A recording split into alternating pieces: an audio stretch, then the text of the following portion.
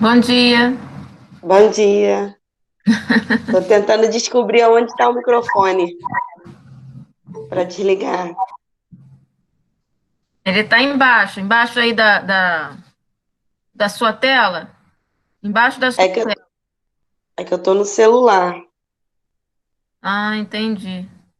Então não sei. É, deixa eu ver aqui.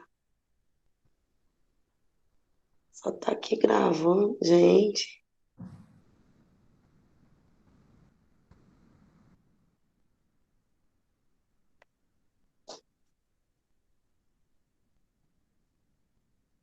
Achei. Achou?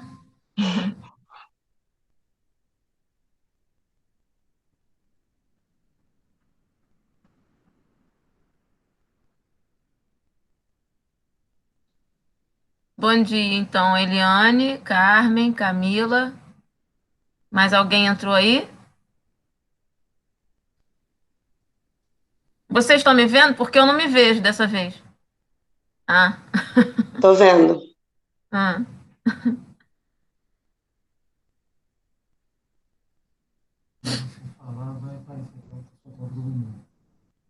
É, mas eu não me vejo. Tô falando, eu não me vejo. Clica ali na Aonde? cima. Tá.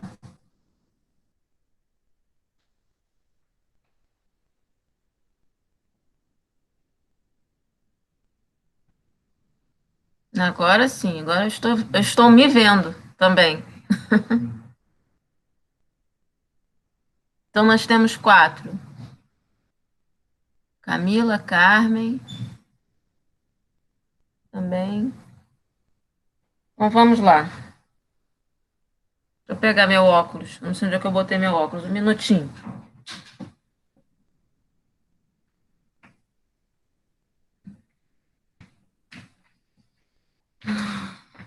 Achei.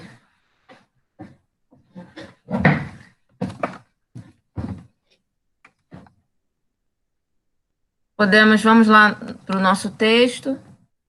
Falei para vocês,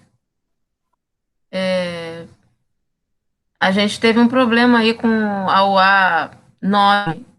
O documento não abre.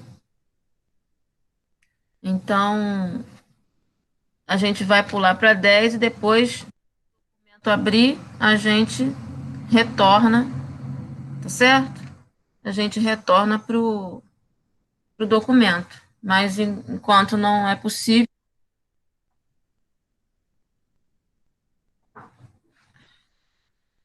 eu pedi para vocês para a gente começar um pouquinho mais tarde, porque eu ando com a minha pressão não está muito boa, não. Então eu já acordo com 14, 15 de pressão, e eu preciso tomar um medicamento.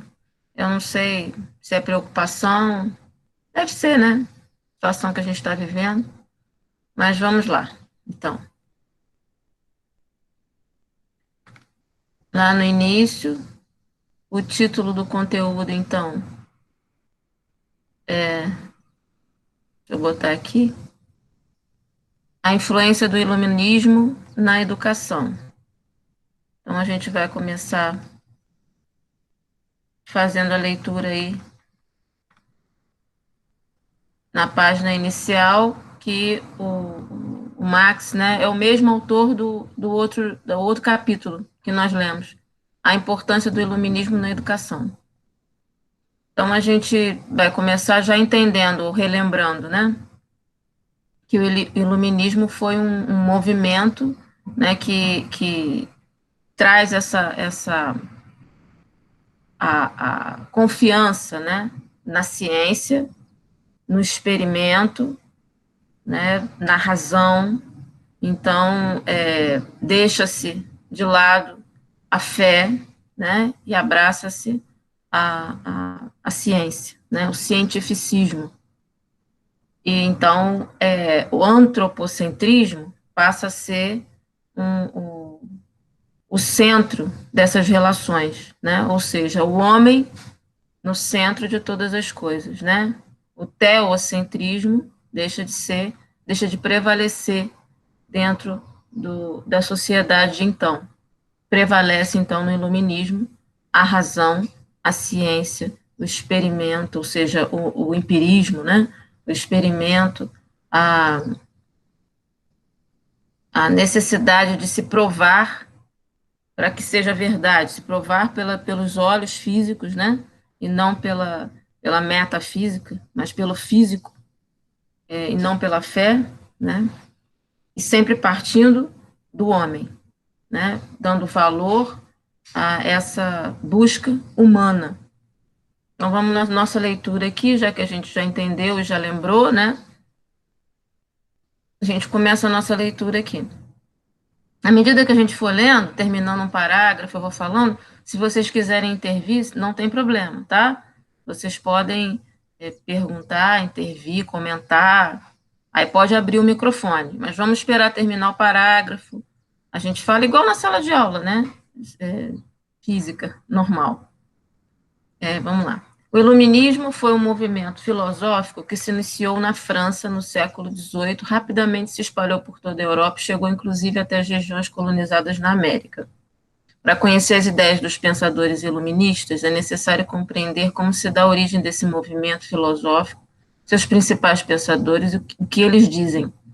Silva, está na referência, descreve como o pensamento iluminista era caracterizado e atribuiu ao iluminismo a condição de herdeiro do renascimento e do humanismo.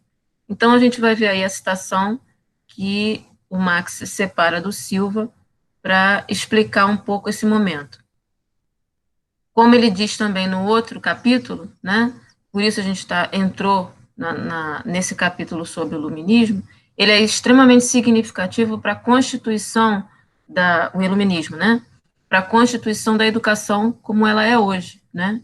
O processo histórico se deu de forma exemplar, né? O iluminismo se deu de forma exemplar nessa constituição da escola que hoje nós temos, né? Então, aí ele faz essa citação aí. O nome se explica, o Silva, o nome se explica porque os filósofos da época acreditavam estar iluminando as mentes das pessoas. É, de certo modo, um pensamento herdeiro da tradição do Renascimento e do humanismo, para defender a valorização do homem e da razão.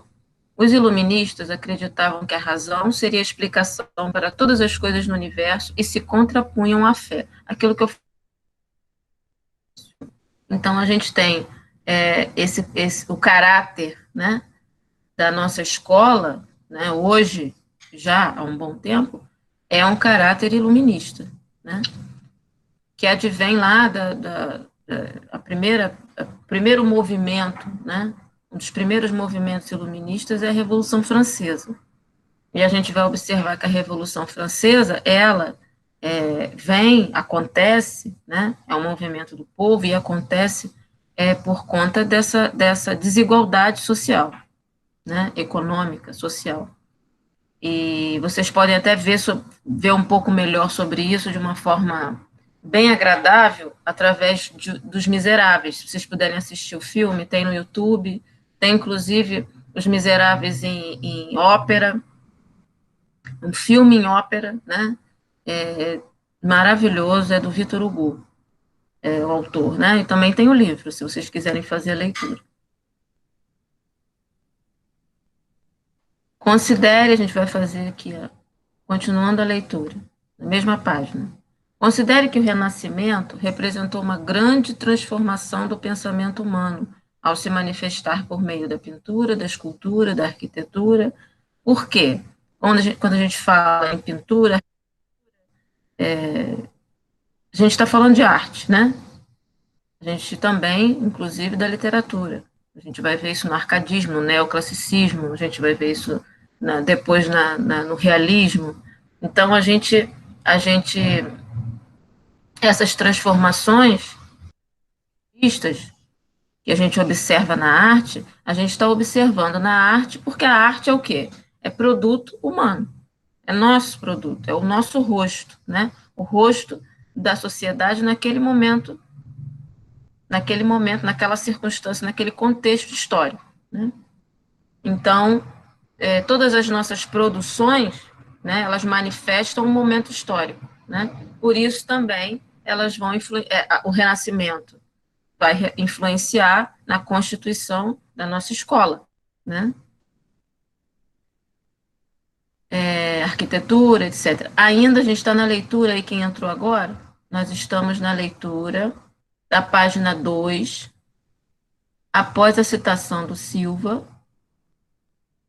fala, considere que o Renascimento representou uma grande transformação do pensamento humano, ao se manifestar por meio, né, das artes, inclusive na arquitetura, ainda foi responsável por revelar uma nova visão de mundo, inspirada nos ideais humanistas, cuja forma de pensar colocou toda a ordem social estabelecida em xeque, ou seja, nova visão de mundo, porque, como eu falei no início, deixa de ser uma visão teocêntrica para ser uma visão antropocêntrica. Então, a igreja sai do centro do pensamento humano e passa a ser o próprio homem, o centro de todas as coisas. Então, parte dele, né? Então, as suas experiências, os seus conhecimentos, as suas descobertas. Então, isso as ideias humanistas, né? O homem no centro de todas as coisas. Então, passa a ser antropocêntrico, né? Então, vamos lá. À vista disso, os pensadores iluministas não se limitaram apenas às questões da arte. Suas reflexões influenciaram todas as questões da vida social. Então, todos os relacionamentos humanos, né? Os relacionamentos humanos começaram a ter por base a ciência, a razão e a experiência, né? Os experimentos. O Silva, ele faz outra citação do Silva, também apresenta algumas características das áreas do pensamento iluminista. Ele diz o seguinte: a principal característica das ideias iluministas era a explicação racional para todas as questões que envolviam a sociedade. A gente vê isso, né, na escola de hoje, né? A gente tem os livros didáticos, né? Eles promovem exatamente isso, eles desejam promover exatamente isso. Justificativas racionais, né? Explicações racionais para todas as coisas que existem ou para todas as coisas que acontecem. Se eu tenho um livro de história, a história vai apresentar justificativas e momentos históricos que tenham razões, né? Causas, consequências, né? Então, o Renascimento, ou depois, né, o que a gente vê aqui sobre as ideias iluministas, elas aparecem até os dias de hoje nesse sentido, né? A questão da fé, ela fica um segundo ou terceiro plano, né? Agora já há um bom tempo, né? As ideias precisam se sustentar pela ciência, pelas comprovações, né? Pelas provas científicas que existam a respeito de determinada questão. Ainda que, por exemplo, falando do Big Bang, né? Ou falando da questão de Charles Darwin, né? Que fala da evolução, do evolucionismo, a teoria evolucionista, a gente sabe, né? Mesmo que pela ciência, que não há uma comprovação, né, científica plausível dessas questões, mas existe uma tentativa, né, uma tentativa de se provar isso por dados físicos, né, por escavações, por indícios, né, indícios relacionados à astronomia, né? Então, há tentativas empíricas, ou seja, de se tornar todas essas coisas, né, como experiência, né, para que sejam comprovadas, né? Então, para a ciência, né, por isso há essa dualidade ou essa polarização ciência-fé, né, porque para a ciência não se pode comprovar, né, na perspectiva do cientista, né, por experiência, né, comprovar a existência de Deus, de um Deus todo-poderoso. Isso na visão de determinado grupo científico. Mas existe um outro grupo, né, que fala sobre o designer inteligente, né, sobre outras questões relacionadas, mas que falam do criacionismo, né? Mas existe ainda essa polarização, essa dualidade, né, entre fé e razão. E a nossa escola, a escola atual e a escola que já vem, da qual nós, né, a nossa escola surgiu, essa escola é a escola que tem por influência e por base o iluminismo, ou seja, a razão. Né? Então, a verdade estaria pautada sempre na experiência, na ciência, no pensamento reflexivo sobre algo que se possa, de alguma forma, comprovar dentro do que se pode ver, dentro do que se pode ver, e não naquilo que não se vê, tá? Independente do que eu penso, né, ou do que eu acho, ou do que você acha, né? Eu estou falando em relação ao próprio conceito, né? Conceito do iluminismo dentro das escolas. Por isso nós temos os livros didáticos. Os livros didáticos, eles fazem o quê? Eles orientam, né? Eles levam eles conduzem a um tipo de pensamento, né? Que é esse pensamento empírico, né? Que é esse pensamento baseado na razão, né? Que é totalmente independente da fé, né? Então, é sobre isso que a gente está falando, né? De onde nós viemos, de que lugar veio a escola na qual nós atuamos hoje. Então, continuando a questão do Silva, ele separa, a gente leu já a primeira frase, eu vou ler novamente. A principal característica das ideias iluministas era a explicação racional para todas as questões que envolviam a sociedade. Nós estamos, para quem entrou agora, nós estamos na página 2, na segunda citação.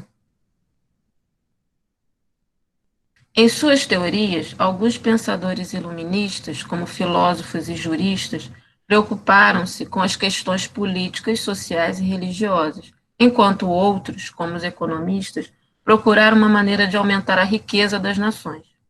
De modo geral, esses pensadores defendiam a liberdade, a justiça, a igualdade social, estados com divisão de poderes e governos representativos. Então, exatamente são os ideais da Revolução Francesa. A Revolução Francesa tinha como ideais a liberdade, a igualdade e a fraternidade, né? Para que houvesse uma justiça social, né? Então, esse foi o ideal, né, da Revolução Francesa. Então, também, por conta disso, aí a gente vê a busca dos iluministas, né, as ideias iluministas. Esses pensadores sobre os quais nós vamos falar são iluministas por conta disso, porque eles têm por base a razão, né? Na verdade, os filósofos desse tempo é que orientam, né? A gente sabe que a filosofia ela é antes de qualquer coisa, né? Ela é antes da pedagogia, ela é antes da ciência, quando a gente fala assim, cientista, quando a gente fala em cientista, em pesquisador, a gente está falando em filósofo, né? Então, tudo começa na filosofia e com a filosofia. Ou seja, com o pensamento, com a reflexão, com a investigação, com a instigação, né? Então, vamos continuar aí a leitura. É possível observar que a sociedade ideada pelos iluministas inspira nossas concepções de Estado e de representação dos poderes até hoje. A exemplo da obra Discurso do Método, de René Descartes, que exerceu grande influência no pensamento moderno. Então, ele vai falar um pouquinho sobre o discurso do método, né, do Descartes, visto que a influência do pensamento iluminista Tainara entrou. visto que a influência do pensamento iluminista é patente na organização da política, do Estado e da economia. É notório como sua forma de pensar agiu sobre a educação do século XVIII e influenciou amplamente seus desdobramentos. De acordo com Gadotti, o ensino, que também está na referência, Gadotti é muito importante, Moacir Gadotti, é muito importante, um educador extremamente significativo e importante na atualidade para que vocês estudem. Gadotti, ele é o precursor também das ideias de Paulo Freire, foi companheiro de Paulo Freire, amigo de Paulo Freire, fundou a sociedade, uma associação com o nome de Paulo Freire, né, que atua até hoje, promove cursos, seria interessante até vocês fazerem esses cursos. Então, Gadotti é um nome, é um senhor muito conceituado, que fala da educação com bastante relevância e propriedade. Então, é importante que vocês leiam textos que ele escreve, né? Porque ele faz reflexões resgatando esse passado, reflexões atuais resgatando esse passado. O ensino tradicional se tornou obsoleto nesse contexto de revoluções, e em vista disso surgiram novas formas de organização escolar, que são as formas que nós vamos observar dentro do princípio democrático, posteriormente, tá? Os precursores do iluminismo e a educação. Então, a gente já viu um pouquinho sobre Descartes, né? A gente vai ver que ele faz parte desse grupo dos precursores, né? Ou seja, aqueles que iniciaram, né, os pensamentos de base para essa nova educação do pensamento moderno. Perceber em sua leitura a importância do pensamento iluminista na organização do pensamento moderno e da educação.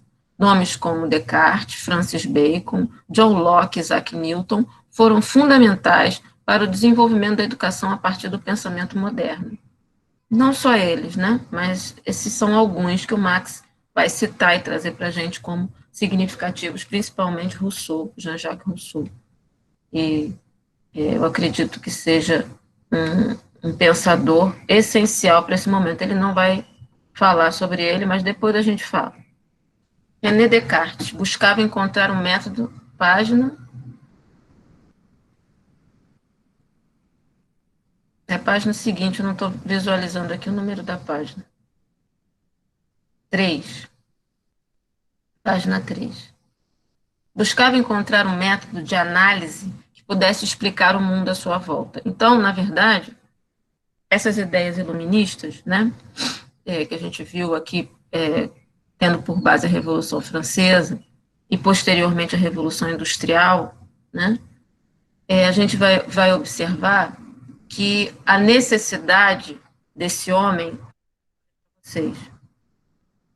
esse homem, o homem que eu digo, o ser humano, né, nesse momento, ele deseja explicar o universo, ele deseja explicar o mundo. Então, a explicação desse mundo precisa estar debaixo de um método visível, né? Ou que se possa constatar por experiência, ou de modo empírico, né? Que significa a mesma coisa, ou que se deseja mostrar, né? Então, Descartes, não só ele, mas esse é o espírito humano, é o que Descartes deseja, exatamente o que o espírito humano, naquele momento, naquele contexto antropocêntrico, deseja, tá? Representando isso. Sua obra, O Discurso do Método, por exemplo, foi largamente utilizada no desenvolvimento de diversos ramos da ciência. Segundo Guimarães, citação de outro autor significativo, olhar na referência, a filosofia de Descartes propôs uma nova forma de análise e compreensão do mundo. Aí ele vai falar para a gente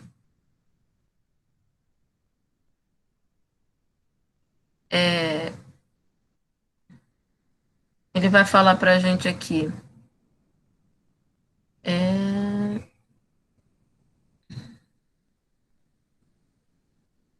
desenvolvimento. Segundo Guimarães, a filosofia de Descartes, estou lendo aqui, tá? Quem entrou agora, A gente está na página 3. Propôs uma nova forma de análise do mundo. Peraí. Ingrid, conseguiu entrar? É porque tem gente entrando, aí eu tô. Beatriz entrou, Leonardo, que na verdade não é Leonardo, né? Tamires entrou, Ingrid entrou. Ah, então tá bom, Ingrid. Pensei que você não tivesse conseguido entrar. Então vamos voltar aí, a citação. Após René Descartes, página 3. Professora, eu entrei também, Deus e Mar. Tá bom, Deus. Vamos lá. René Descartes buscava encontrar um método de análise que pudesse explicar o mundo à sua volta. A gente está aí, tá? Vamos para a citação que Marx separa do Guimarães. É a primeira citação da página. Descartes pergunta: que é o conhecimento? Então, instigar, né, o ser humano a pensar o que é conhecer, né? O que é conhecimento? Bom dia, Dayana. Com essa pergunta, Descartes opera um deslocamento decisivo na representação do real. Faz a pergunta crucial da natureza do sujeito cognoscente, da natureza do objeto conhecido. A nossa natureza, né? Essa a nossa natureza, a natureza do sujeito cognoscente, ou seja, do sujeito que deseja, bom dia, Camilo, que deseja conhecimento, que deseja conhecer, aprender, apreender, né? Então, Descartes, ele faz essa questão, ele trabalha com essa questão, que é o conhecimento. E a natureza, a nossa natureza, a Elizabeth, isso, Elizabeth. A nossa natureza é essa. Nós temos uma necessidade, né, de saber de onde eu vim, para onde eu vou, né, por que eu estou aqui, o que é o mundo, né? Então, essa necessidade básica do ser humano é o que Descartes traz para a sua obra, né? Ou fala sobre isso, nos instiga a pensar sobre isso. Na verdade, o que o filósofo faz é instigar a gente a pensar, né? Na verdade, o que ele revela, né, no seu texto é o que é a ânsia que todos nós temos, né? Ele fala em nome de um todo, né? Sem respostas, sem muitas respostas. Por isso a necessidade, na perspectiva dos iluministas, né, a necessidade de buscar essas respostas. Mas não, bom dia, Patrícia. Tá certo, Patrícia. Seu pai, João, tá bom. Por isso a necessidade, né, de buscar através de experimentos, né, de experiências. A partir de Descartes, o mais importante é o conhecer, é saber se o homem é capaz de conhecer a verdade.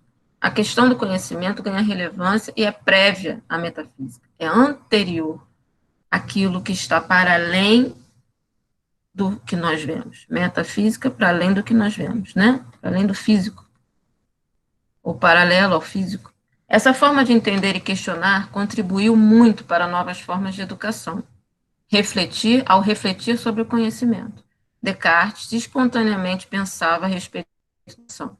Guimarães, que é outra citação que a gente vai ter, destaca aqui em Descartes, a dúvida ganhou um sentido positivo ao se contrapor à ideia de que a dúvida seria a incerteza do não saber, já que coloca o sujeito a pensar sobre um método de experimentação. Então, quando Descartes coloca essa questão, né, o que é o conhecimento, ele faz uma pergunta, né? E na pergunta, como muitas vezes o homem não teve respostas, né, e ainda não as tem, ele instigou a dúvida. Isso dentro de uma filosofia teocêntrica, né, onde Deus estivesse no centro de todas as coisas, isso não seria algo positivo. Então, a partir do momento que essas ideias iluministas avançam, pós-Revolução Francesa, a ideia de dúvida ou de incerteza passa a ganhar um sentido positivo. Então, a incerteza do não saber, ela ganha um caráter mais significativo nesse momento, porque instiga o homem a buscar respostas para as suas dúvidas, para os seus problemas, problemas sociais, problemas políticos, problemas econômicos, problemas existenciais, né? Então, esse é o caráter desse contexto iluminista, né? E todas essas dúvidas ou incertezas, sendo buscadas respostas para as mesmas, o homem poderia tentar explicá-las de uma forma física e não metafísica, tá? De uma forma empírica, ou seja, pela experiência com algo real, tá? Então, buscar isso e fazer esse registro, né? Então, todo o registro que temos nos livros didáticos, né, e registros que nós temos de informações várias, da internet, etc., são frutos desse momento inicial, tá? Desse momento lá atrás, de instigar a busca de respostas para coisas que não antes eram respondidas pela fé, tá? Isso na perspectiva iluminista, tá? Não estou falando, não é a Jaqueline que está falando, tá? Estou falando da perspectiva deles, que é uma perspectiva antropocêntrica e não teocêntrica. O homem no centro de todas as coisas e não Deus. A dúvida, vamos lá, leitura da citação de Guimarães. Oi, Sueli. A dúvida, como nós estamos na página, a Sueli acabou de entrar, deixa eu botar aqui a página, deixa eu ver, página 3, nós estamos na segunda citação da página 3, após pensar sobre, tá?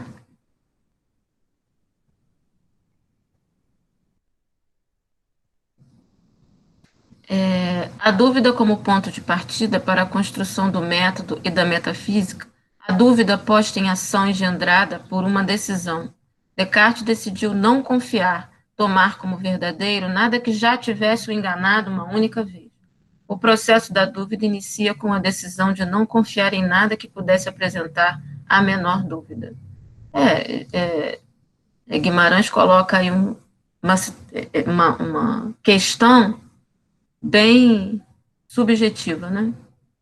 Então, vamos ver aqui se ele explica essa questão subjetiva do Guimarães. Ou seja, de acordo com Guimarães, os estudos de Descartes contribuíram muito para a educação, embora suas obras não tratassem especificamente desse tema. Então, Descartes não fala de educação especificamente, tá?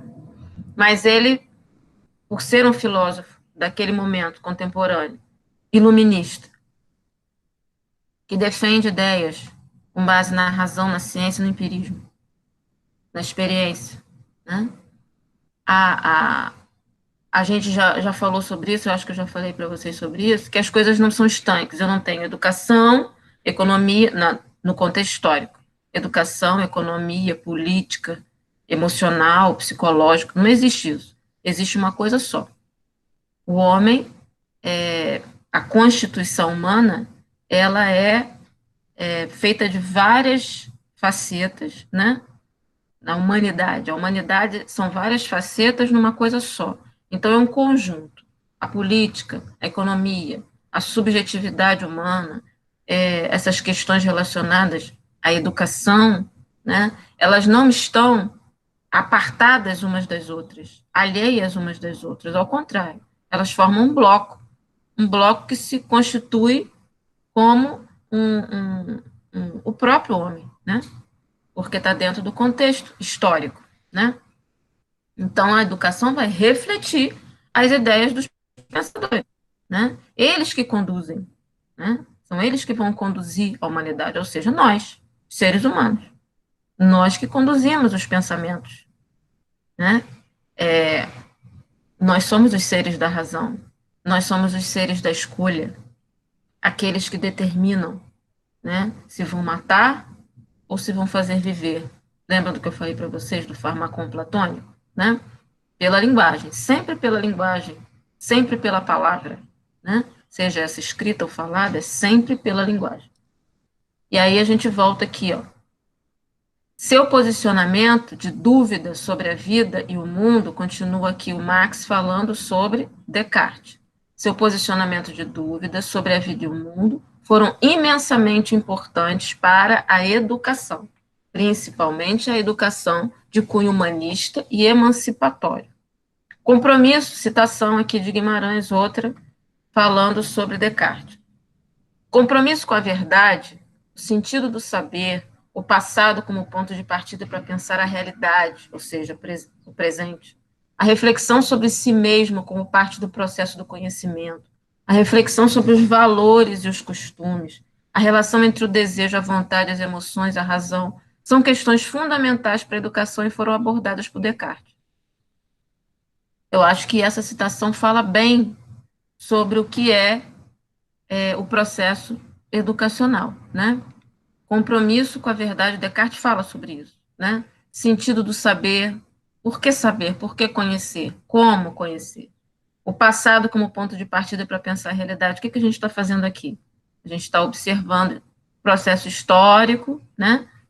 A história da educação desde o início, desde os primórdios até hoje. A gente está dentro dessa observação para compreender a realidade, para compreender a atualidade. Por que nós estamos onde estamos, né? Como isso se deu? Como se deu esse processo? Então, Descartes fazia isso, né? E ele ensinou isso àqueles que futuramente estudariam qualquer coisa, né? Filósofos, pedagogos, né? A reflexão sobre si mesmo como parte do processo do conhecimento. Então, se autoavaliar, né? Ele ensinou isso à medida que escrevia e se questionava, e investigava e instigava o pensamento, ele fazia esse processo de autoavaliação. E esse é um processo tipicamente pedagogo, né? O pedagógico. É do pedagogo, porque nós precisamos fazer essa autoavaliação diária, né? Do nosso próprio processo de conhecimento, de atuação, né? E de prática. Como também é o processo de conhecimento é um processo pedagógico, né? É o que a gente faz o tempo todo quando a gente avalia um aluno, né? A reflexão sobre os valores e os costumes. Então, quando a gente pensa sobre as nossas... quando a gente ministra uma aula e a gente vai falar aos nossos alunos, nós estamos naturalmente transmitindo costumes e valores. É o que a gente falou lá no início, né, da educação informal ou da pedagogia informal que os indígenas promoviam entre eles, né, passada de geração em geração. Relação entre o desejo, a vontade, as emoções, a razão são questões fundamentais para a educação e foram abordadas por ele, né? Então, desejo, vontade, emoções, razão, tudo tem a ver com o quê? Com a psicologia, né? Coisas que a gente precisa, psicologia, com a psicopedagogia, nós precisamos observar, né, na nossa prática docente, tanto em relação a nós mesmos, como em relação ao outro, né, o nosso aluno. Então, tudo isso foi abordado por Descartes, inicialmente, nesse projeto iluminista, né, histórico. E nós, pedagogos, a escola, a pedagogia, refletem esses ideais de Descartes. Em sua obra, Guimarães, continuando a leitura aí, Guimarães apresenta diversos problemas enfrentados pela sociedade contemporânea de hoje e descreve, com base no pensamento e na obra de Descartes, sua validade e importância para solucionar os problemas existentes na sociedade atual. São muito recorrentes o tema do preconceito, a preocupação de Descartes com uma verdade que possibilita o ser humano ser feliz. Possivelmente essa inquietação foi a principal contribuição de Descartes à educação contemporânea. Então é interessante a gente observar a preocupação, né, de Descartes com questão de preconceito, né, e com uma verdade que possibilitasse ao ser humano ser feliz, né? Eu sou naturalmente, mesmo sendo cristã e uma mulher de fé, eu sou naturalmente pessimista, né? Eu tenho esse espírito meio pessimista em relação à questão de felicidade. Eu não acredito numa felicidade abstrata. Eu acredito num outro tipo de felicidade. Então, eu acho interessante essa busca, né, filosófica, né, e eu acho que é uma busca intensa e recorrente da parte de todos os filósofos, todos os pensadores, né, desde os primórdios, né. Por que é tão difícil, né, esse encontro com essa coisa, né, chamada felicidade, né? Então, assim, na minha concepção, ela é muito mais espiritual do que física. Então, talvez nunca consigamos compreender ou chegar a uma conclusão pelos métodos racionais ou cientificistas ou empíricos de Descartes ou de Bacon ou de Rousseau ou de quem quer que seja, né? A esse fenômeno chamado felicidade. Eu acredito que essa questão de ser feliz ou de buscar a possibilidade de ser pleno, né? Neste mundo que a gente sabe que é um mundo dolorido, é um mundo confuso, é um mundo caótico, eu acho que é complexo, né? Mas aí essa questão Carmen, também pensa assim? Pois é. Mas aí os pensadores, né, iluministas queriam provar, queriam experimentar ou experienciar, né, que é uma palavra nova, né, experienciar, ter a experiência da felicidade pela razão, né, buscar motivos ou valores que trouxessem essa felicidade plena de uma forma mais objetiva, ou que na minha concepção é algo muito difícil, distante. Mas vamos lá, vamos continuar aí. Possivelmente essa inquietação foi a principal contribuição de Descartes à educação contemporânea, né? Essa questão do preconceito e da busca da felicidade plena. Para Descartes, os estudos, citação de Guimarães, para Descartes, os estudos devem servir à felicidade do indivíduo, à saúde e ao cultivo do espírito. Então, olha o que Descartes coloca, né, na sua defesa filosófica sobre a questão. Ele não prova, mas ele diz que à medida que você estuda, à medida que você avança no seu conhecimento, à medida que você ganha repertório sociocultural, à medida que você lê e amplia suas visões, os seus horizontes, a sua visão de mundo, né, o seu cabedal interno, né, você amplia isso, você tem a probabilidade de você ser feliz na concepção do filósofo René Descartes. Você alcançar essa felicidade, né? Quanto mais você estuda, quanto mais você tem saúde e você cultivo do espírito, ele não está falando de religiosidade, tá? Ele está falando de compreensão da vida, né? Do mundo através da razão, né? Estudar, né? Estudar.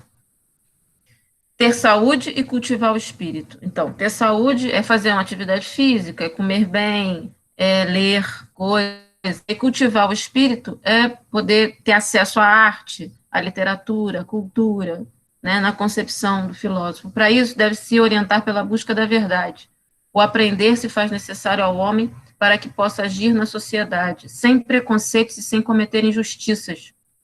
Então, quanto mais você tem o cultivo do espírito, ou seja, você conhece a arte, a literatura, a história, né, a cultura, e você se empreende em conhecer, né, buscar, estudar, mais você vai entender que o preconceito é inútil, né, e que o preconceito é uma burrice, e menos você vai cometer injustiças, né.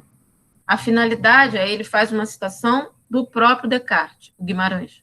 A finalidade dos estudos deve ser a orientação do espírito para emitir juízos sólidos e verdadeiros sobre o que se lhe depara. Então, seríamos mais justos, seríamos mais verdadeiros, teríamos juízos sólidos, né? Ou seja, não julgaríamos o julgamento não seria um julgamento depreciativo, né? Não seria para diminuir ninguém, né? Mas para equilibrar, né? Então, essa concepção que Guimarães cita aqui, que Descartes traz para a gente como contribuição para a educação contemporânea, né? Não sei hoje como é que isso na verdade, eu não pensei ainda sobre como isso tem sido nas escolas. Às vezes eu não vejo exatamente, eu vejo que a escola advém disso, né? Diminuição do preconceito, a democracia vem disso, né? A construção da verdade, né? Por esses meios mais sóbrios, né? E mais racionais. Porque, na verdade, preconceito e injustiça são erros, né? Cometidos pelo homem por conta da desigualdade social, né? A disparidade entre uns poucos tem muito e muitos têm, muitas pessoas têm muito pouco, né?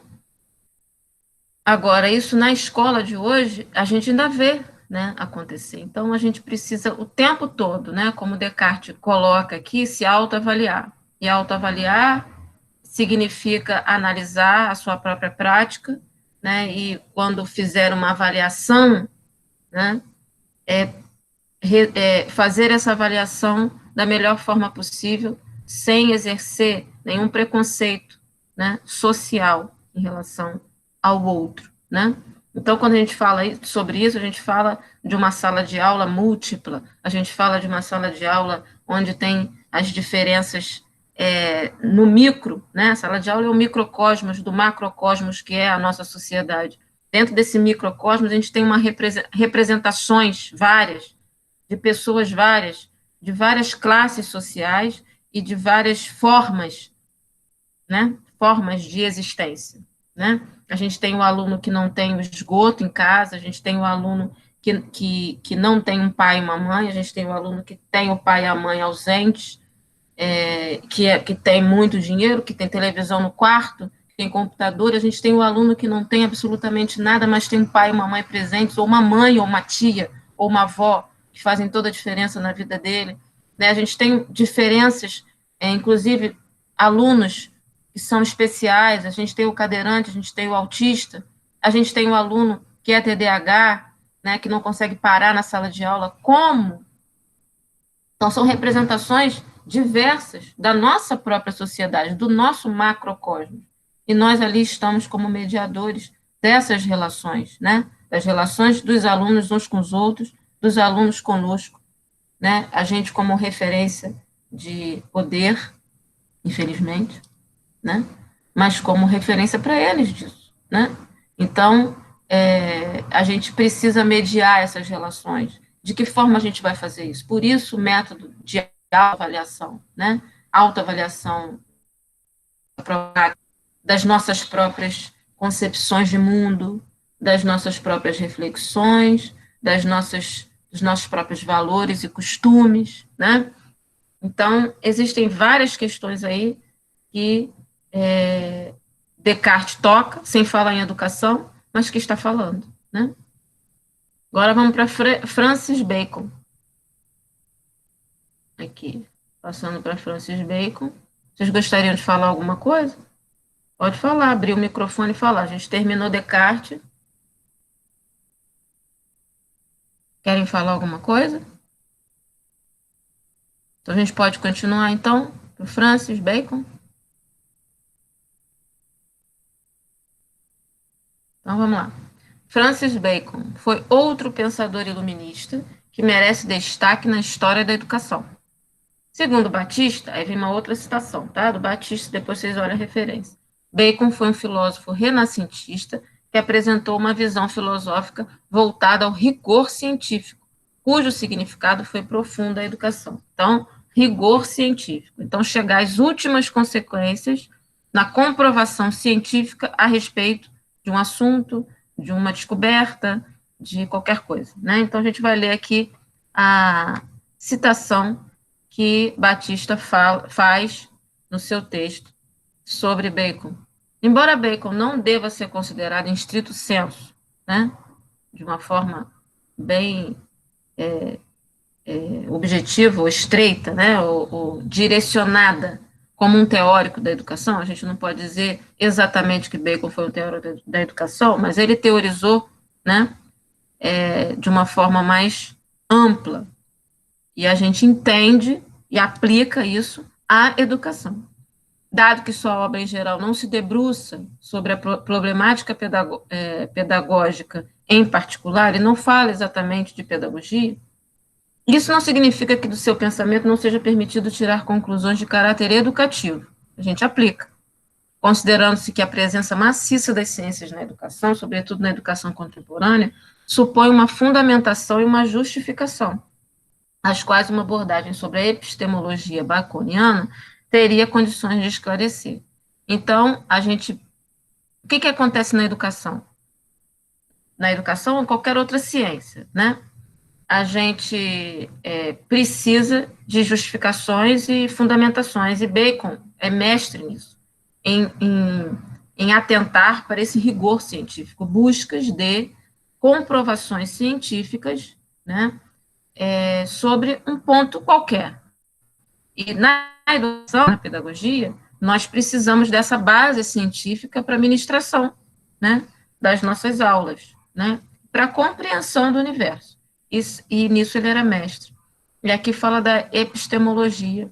Aí a gente vai observar que é o estudo, né, o estudo dele, né, o estudo de Bacon, a forma como ele estudava, como ele produzia conhecimento, promovia investigação, era exatamente essa forma baseada na ciência até o seu último momento, né? Ou seja, rigor científico, a comprovação do ponto de vista, né? Então, nada podia ser, é isso, pronto, acabou. Não, não é assim. Tem que ter uma comprovação, tem que se buscar a razão daquilo ser, né? Por experiência. Bacon pode ser considerado o legítimo filósofo moderno. Seu pensamento e racionalidade questionam os saberes produzidos pela filosofia escolástica e apresentam uma mudança da concepção do Estado, da educação e da própria escolarização, conforme declarou Batista. A gente vai ver aqui a citação de Batista, mas antes a gente vai dar uma olhadinha aqui, para ter uma noção do que era escolástica, né? Aí eu vou ler para vocês aqui um trechinho de um texto que fala sobre isso, que a escolástica, ela é o pensamento, né? Ela tem origem nas escolas monásticas cristãs, concilia a fé cristã com um sistema de pensamento racional, especialmente da filosofia grega, colocando ênfase na dialética para ampliar o conhecimento por inferências e resolver tradições. Então, a filosofia escolástica, ela trazia essa reflexão cristã, né? Fazendo uma relação entre o que tentando aproximar, né, o pensamento cristão à razão. Então, ele foge disso. Como eu falei para vocês, o pensamento iluminista é essencialmente antropocêntrico, o homem no centro de todas as coisas. Então, a fé não tem lugar nesse momento, né, dentro do iluminismo.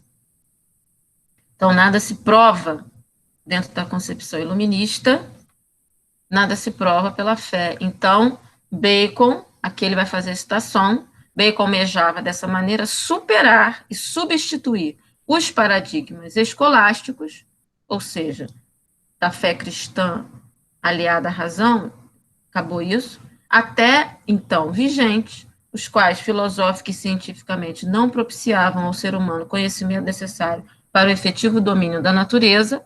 Então, qual era o intuito humano? Dominar a natureza. O que é dominar a natureza? Dominar o conhecimento, dominar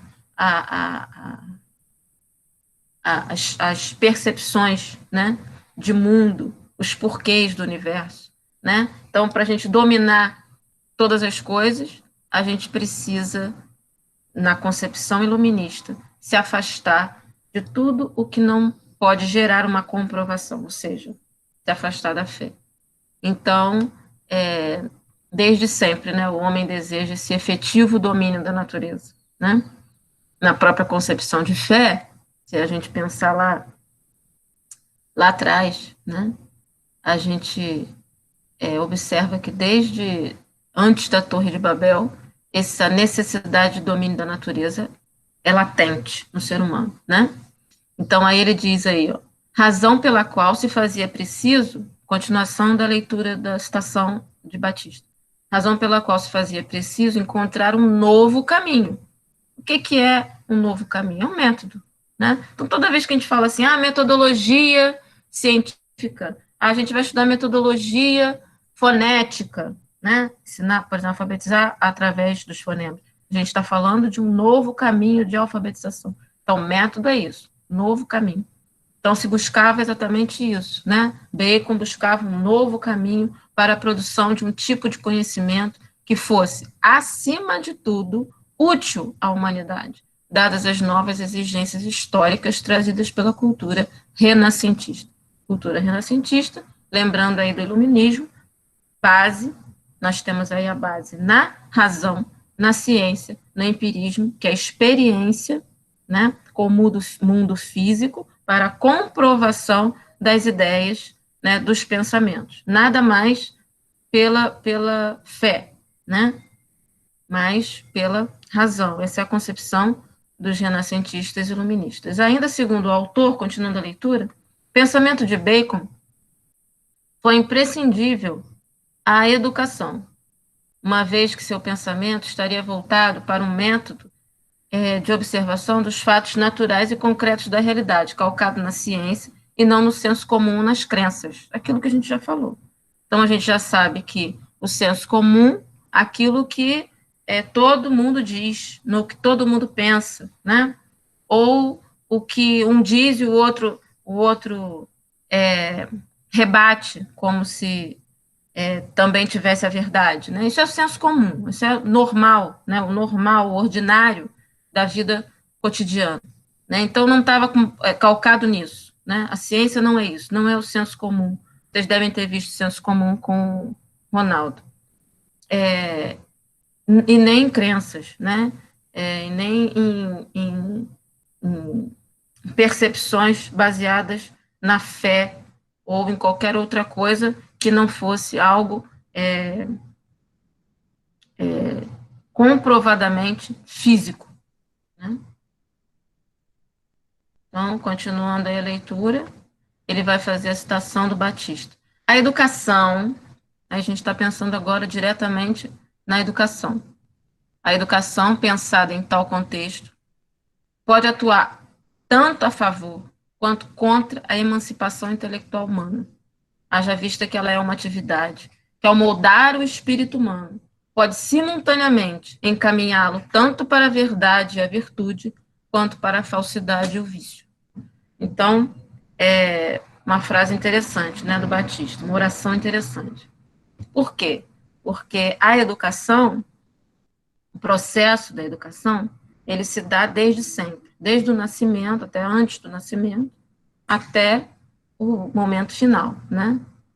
Então, passa pela família, né, no primeiro, e passa pela escola, é a referência máxima desse aluno, e depois na vida outras referências que ele terá em outros momentos. Então a gente já viu que a educação, lembram na nossa primeira aula presencial, nós vimos que a educação ela se dá, né, a pedagogia, a condução desse ser se dá através da linguagem. Pedagogia é linguagem, né? Pedagogia é a condução do outro através da linguagem, através da palavra. Então, ela pode ser uma atividade, ela é uma atividade que molda o espírito humano, né? Então, por isso a gente diz que ela começa na família, né? E continua na vida. Mas a escola, ela também participa disso de uma forma muito significativa. Então, através da palavra, através da linguagem, nós produzimos educação. A gente já falou sobre isso várias vezes. Então, esse moldar o espírito humano, de acordo com Bacon, existem outros filósofos que discordam disso, né? Discordam dessa questão exterior, né? O exterior não teria muita influência sobre aquele espírito que já vem com uma certa coisas inatas, né? Mas eu acredito muito nessa questão externa, né? O contexto, as circunstâncias, elas podem, o contexto onde você nasce, a casa onde você aprende as primeiras palavras, onde você ouve, né, as primeiras palavras, onde você vê as primeiras reações, aqui ele diz, né, moldam o seu espírito. Então, ao moldar o espírito, pode simultaneamente encaminhá-lo, ou seja, conduzi-lo, né? Pedagogia é isso, condução do outro, né? Através, alguém conduz, né? Conduzir o outro para a verdade, para a virtude, ou para a falsidade e o vício, né? São polos opostos, né? Então, isso tudo vai depender de onde, né? Isso de acordo com Bacon, de onde se nasceu, da escola que se frequentou, do professor que ministrou. Então, são várias questões aí que ele está abordando, né? Deste modo, no projeto educacional concebido segundo os parâmetros, voltando à leitura, segundo os parâmetros baconianos, contemplaria concomitantemente um trabalho metódico, sistemático e efetivo para a tomada de consciência em relação aos ídolos e o implacável combate a eles, já que são os fatores da ignorância da humanidade. Então, quando fala em ídolos, né, a gente pensa assim, tudo aquilo que estaria, de certo modo, promovendo um desvirtuamento desse homem, né?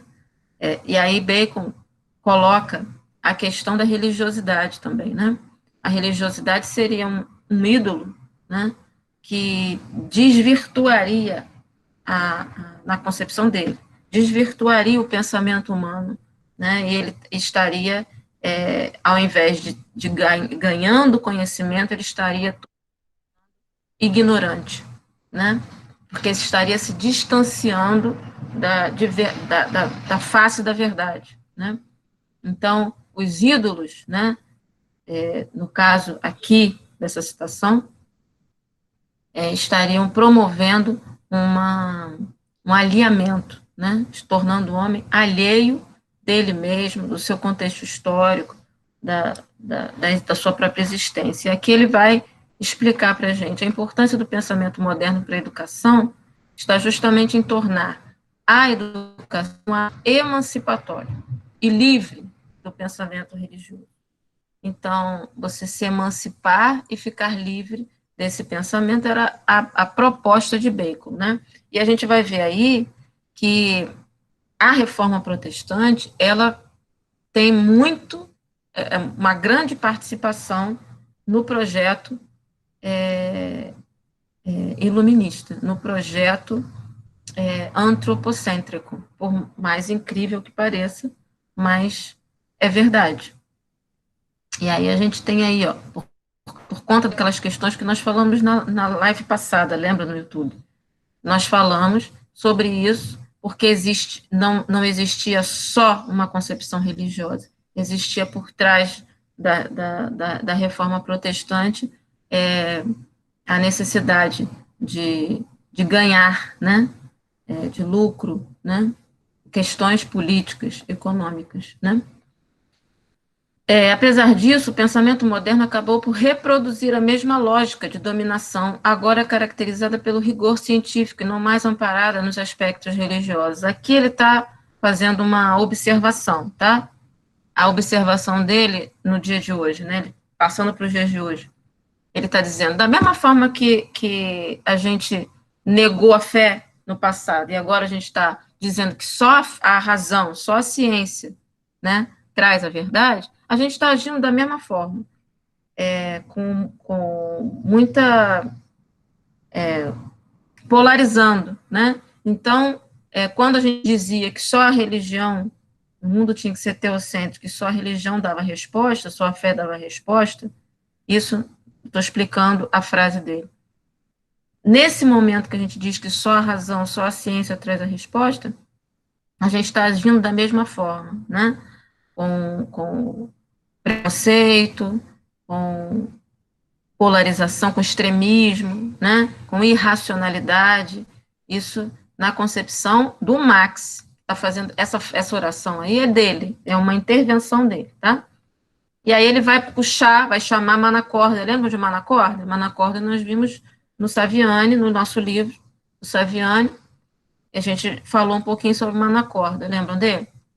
Então, já Manacorda problematiza a importância da reforma protestante para a consolidação das transformações que ocorreriam mais tarde, inclusive na educação.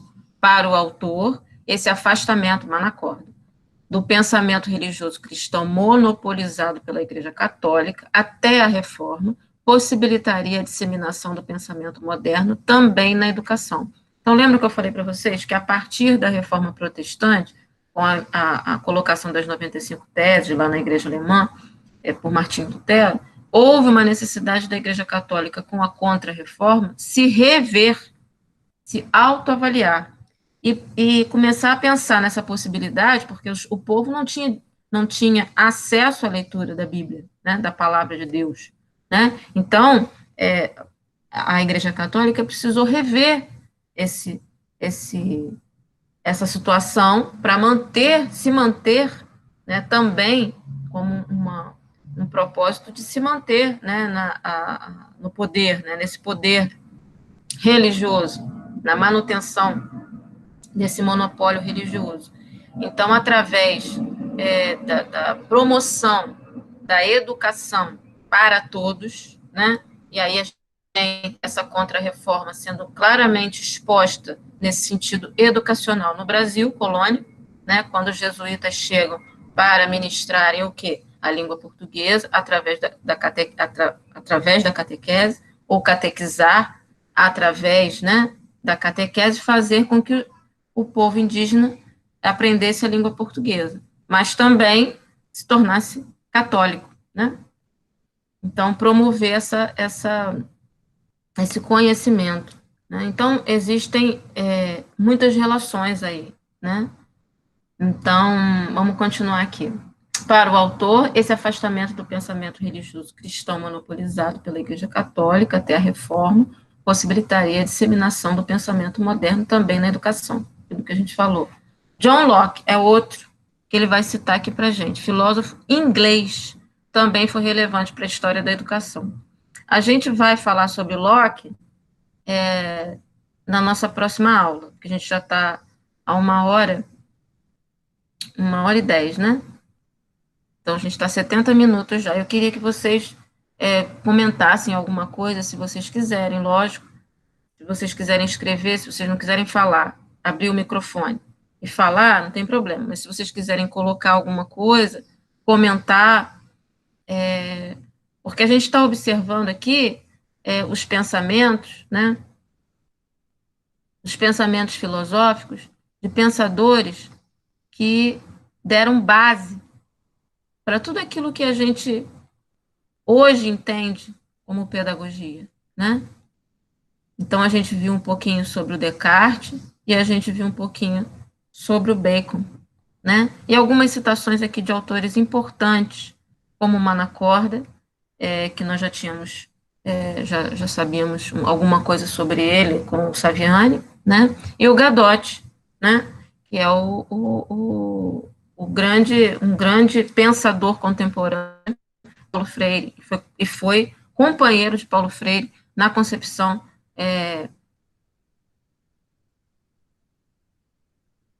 pedagógicos mais construtivistas, né?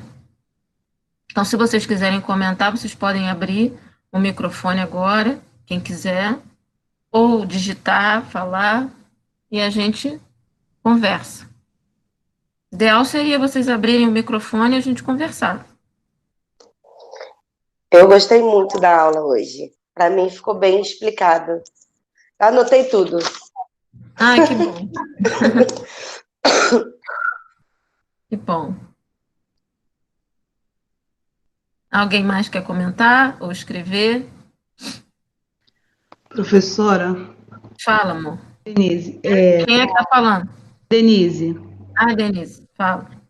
então, assim, na minha concepção, vê se está certo. O iluminismo, na verdade, ele serviu também para abrir um caminho novo para aquela situação para um pontapé da pedagogia, mas abriu um caminho novo também, né? Sim. É um novo método, uma nova forma de se pensar a realidade, né? A realidade educacional, né? O iluminismo, ele abriu um novo caminho para todas as reflexões, todos os pensamentos humanos, inclusive na educação. Então, no final de tudo, ele abriu uma porta para o novo pensar naquele momento, né? Isso. Naquele momento que vem até hoje, né? É, É. não, não, verdade. Não, eu estava pensando sobre isso na outra aula também, que a senhora falou da Igreja Católica, sobre Jesus também. Eles foram o pontapé inicial da educação, né? Isso. Eles partem daquele pensamento. Então, o movimento que vem acontecendo, a reforma, o iluminismo, vem para completar, na verdade, um quebra-cabeça. Exatamente. Ah, então tá, só isso, professora. Camila, você não quer comentar, não, Camila? Carmen, não quer comentar, não, Carmen?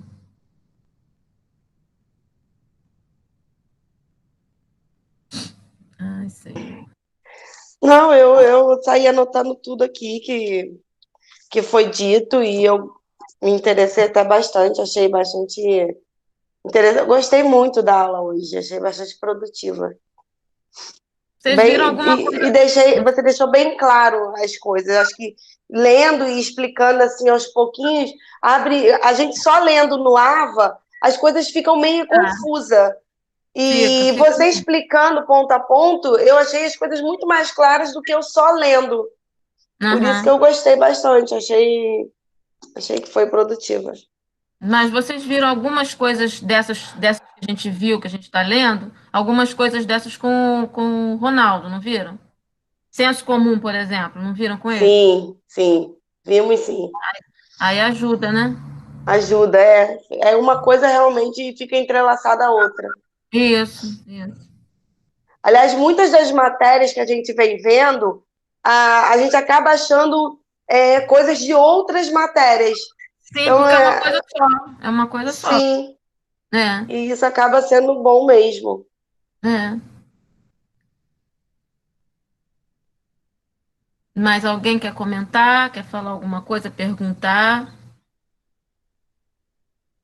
Eu fiquei assim, chateada de não conseguir abrir ao A9, né? Porque eu abri, mas o livro, eu estou tentando a semana inteira, o livro não abre para mim de jeito nenhum. Então eu resolvi fazer o 10, que a gente adianta iluminismo, até porque essa UA10, ela deveria ter vindo como 7. Então é bom que a gente adianta o pensamento para vocês entenderem. O livro da 9 não abre para mim, não. A semana toda também. Ela está colocando a Carmen, né? Para mim também não abriu, não, professor. Pois Eu, é. eu até respondi, mas baseado no que a senhora estava falando na outra aula. É a Camila. A Camila também comentou que não abre para ela. Não Então é abre, não. isso. Então, assim, não tem problema. Eu vou ver se eu consigo um outro texto que fale sobre o mesmo assunto e compartilho com vocês. Mas não consegui abrir. Então a gente pula isso aí e entendendo as influências iluministas, a gente consegue. Camila, professora, poderia nos explicar sobre a P2? Gente, já tem P2? Nem sabia disso. Quando é que vai ser isso? Nem sabia, Camila. Já tem data? Professora, eu estou Primeira perguntando semana de porque junho. Eu perguntei porque tem professores que estão informando para a gente que a nossa participação nessas aulas agora online vai contar como 40% da avaliação. Aí eu então é perguntei isso mesmo. eu queria saber os outros 60 na disciplina da senhora como vai ser feito. Se vai ser alguma prova, alguma outra redação, algo do Eu tipo, devo entendeu? passar essa outra redação valendo 60 ou valendo 40, né? Mas, professora... Porque tem aquele trabalho que a gente fez, não tem? Isso mesmo. É isso que eu estou falando. Tem o trabalho de vocês, que eu posso botar valendo 20 ou 30, mais uma redação, que é porque tem que ter a prova, né? Agora a coordenação determina que tem que ter uma prova. Aí eu passo essa redação e você já tem 40% da atividade. Da participação do AVA e das aulas, né? Do 40%. Entendi. Eu acho que isso aí é para todos. Eu acredito que seja para todos os professores. Eu acho que ninguém pode fazer diferente, entendeu? Mas a gente tem um professor que está fazendo diferente, é igual dar murro em ponta de faca. Ele não aceita. Mas eu acho que não pode, não. Mas ele já fez diferente desde da P1. Isso. Ele foi o único que deu prova e um trabalho que ele já tinha passado. E agora na P2 ele já tinha também passado um trabalho, então ele disse que vai ser prova e trabalho. O AVA, ele disse que nem entra, nem está tendo acesso. Ou seja, os exercícios que a gente vem fazendo, o desafio, tudo, para ele não está contando como nada. A gente não está tendo também nenhuma aula com ele. De vídeo, nada. Aula nenhuma. A gente não tem contato nenhum com ele. Ele me respondeu que serve de aprendizado para mim. Eu vou aprender o quê com um professor que não procura se esforçar, me dar uma aula, uma explicação? Eu estou fazendo AVA por conta própria. Sinceramente, a moda Bangu. O que eu sei, o que eu não sei, eu chuto e estou fazendo. Mas agora vai ter o tal do sistema, acho que é Teams, né? O sistema da faculdade, ele vai ter que entrar, porque se ele não entrar, não vai nem contabilizar a aula para ele.